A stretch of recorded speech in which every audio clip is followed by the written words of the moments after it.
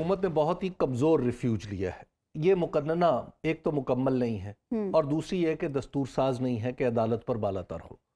ہماری constitutional scheme اس طرح ہے، یعنی ہماری جو دستوری سکیم ہے وہ اس طرح ہے کہ اس میں مقننہ ایک ادارہ ہے، انڈیپینڈنٹ ادارہ ہے، جوڈیشری ایک انڈیپینڈنٹ ادارہ ہے، ایگزیکٹو ایک انڈیپینڈنٹ ادارہ ہے. تو جب یہ تینوں سیپریشن آف پاور کے اصول پہ کھڑے ہیں تو کوئی بھی ایک ادارہ دوسرے پہ غالب نہیں آ سکتا. دوسری بات یہ ہے کہ ایک رابرٹ جیکسن نے ایک دفعہ کہا تھا، اس نے کہا تھا کہ ہم غلط ہو سکتے ہیں لیکن ہم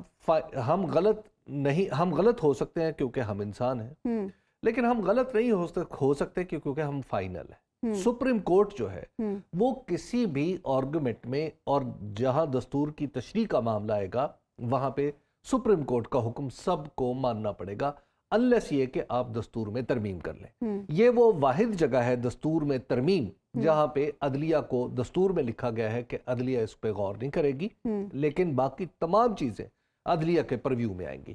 تو لہٰذا یہ تو بہت ہی کمزور ریفیوج لے رہی ہے حکومت اس وقت.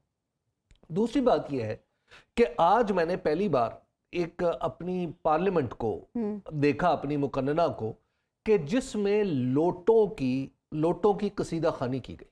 یعنی وہ لوگ جو جیتے تو کسی اور کے نشان پر لیکن بعد میں کسی اور سے ہمکنار ہو جائے، یعنی ایسا شخص جو جیتے تو کسی ایک پیپلز پارٹی کے نشان پر بعد میں مسلم لیگ نون میں چلا جائے، یا جیتے پی ٹی آئی کے نشان میں اور بعد میں پی ڈی ایم کو جوائن کر لے، اس کو لوٹا کہتے ہیں اصطلاح میں.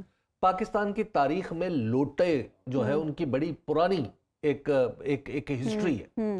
اب وہ ان لوٹوں کی تعریف و توصیف میں جو کچھ آج میں بلاول بھٹو زرداری صاحب کو دیکھ رہا ہوں، پاکستان مسلم لیگ نون کے لوگوں کو دیکھ رہا ہوں جنہوں نے یہ ترمیم شامل کروائی تھی، اور یہ انہوں نے کہا تھا کہ جناب یہ جو فلور کراسنگ ہے یہ جرم ہے اور اس کا نتیجہ یہ ہونا چاہیے کہ وہ ڈسکوالیفائی ہو جائے. اور آج ان لوٹوں کی شان میں کیسی اعلیٰ قسم کی تقریر فرما رہے ہیں. تو سب سے پہلے تو لوٹوں کو مبارکباد کہ لوٹوں نے جو کچھ کیا تھا انہیں اس کا ثواب تو جو پہنچا سو پہنچا. ماشاءاللہ ہماری پارلیمنٹ بھی اب ان کو بچانے کے لیے میدان میں آ گئی. یعنی پارلیمنٹ یہ کہہ رہی ہے کہ لوٹا ہونا کوئی جرم نہیں ہے، لوٹا ہونا کوئی اخلاقی قباحت نہیں ہے.